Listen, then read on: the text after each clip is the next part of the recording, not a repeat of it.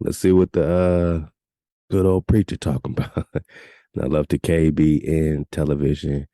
All this is fair use in your caboose bone, man. You know what I mean? Copyright 107, yada yada. You know what I mean? So let's just see what the preacher talking about, man. He's giving some good testimony though.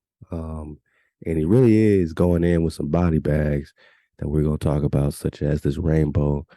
And we're gonna go into some of this Apollo situation with the Van Allen belt, which is very interesting as well. So we're gonna talk firmament, rainbows, Van Allen belts, jet propulsion, rocket propulsion systems, and some scripture. How about that? All right, so let's go.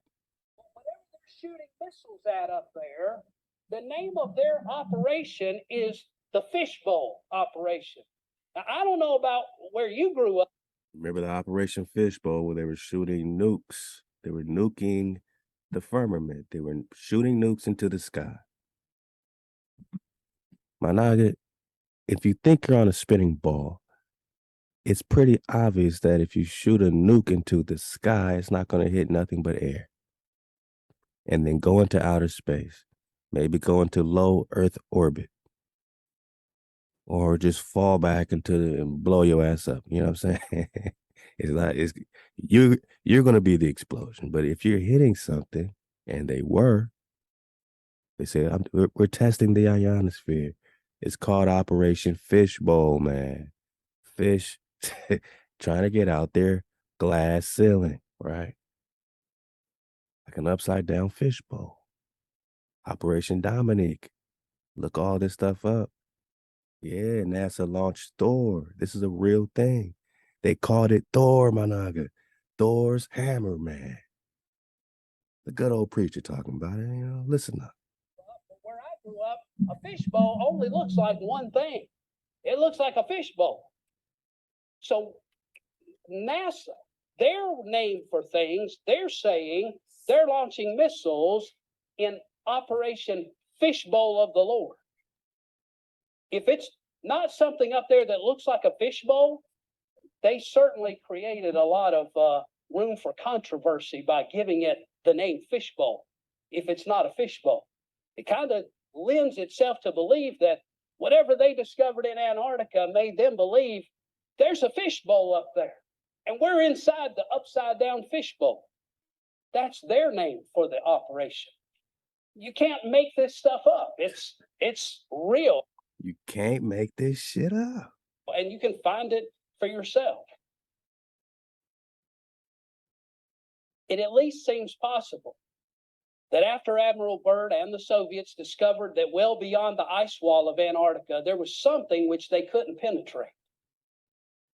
And they began firing megaton warheads as high into space as possible with the intention of trying to break through the firmament. Ironically, numerous ancient traditions in those ancient mystery religions all talk about Nimrod, the founder of the Tower of Babel, trying to build the Tower of Babel so that he could break through the firmament to kill God with his bow and arrow. Which only makes sense if he knows he has to get through some type of barrier, not shoot into outer space. You see, before we had explorers, now they give you astronauts. Before they were looking for more worlds, more land by boat, cracking through the ice wall, which is still a part possibly of the firmament. Not the artificial ice, you know what I'm saying, but deep in, who knows how far it goes? Who knows how far this firmament, or dome connects to? There's different theories, love to dizzle fitty, go get that last flat drop, 178 worlds. I mean, this book was saying it's 178 worlds, and then there's a great dome with 178 worlds within all that. And then there's smaller domes, and then you can get through these domes by getting through the ice cracks, or the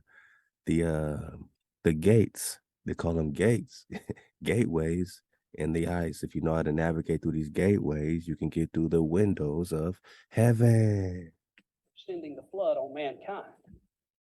If you read most of the ancient mystery religions in different civilizations, They all say Nimrod literally thought he could build the tower so that he could break through into the throne room of God and kill God. Now, if that's what Nimrod actually believed, it's because Nimrod, who lived right after the flood, he understood from Shem, Ham, and Japheth, who came off the ark, that there's a firmament up there and that the throne room of God is right on the other side of it.